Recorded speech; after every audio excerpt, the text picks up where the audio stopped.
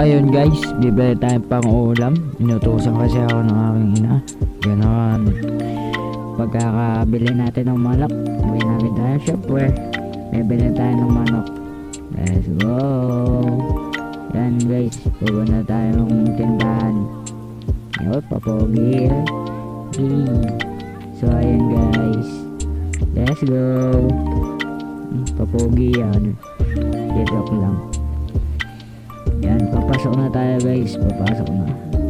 Balitaan ko na lang kayo guys. Yun, nakabili na tayo ng manok. Loaded.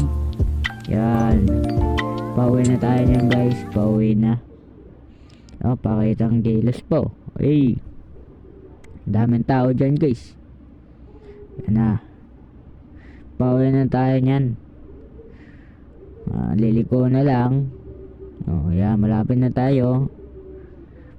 Lapit na. Diretso na lang yan. Yan. Pinakita ko muna mukha ko kasi baka nagsasawa na kayo sa lupa. Yan. Dami kinakausap kasi ako dyan eh.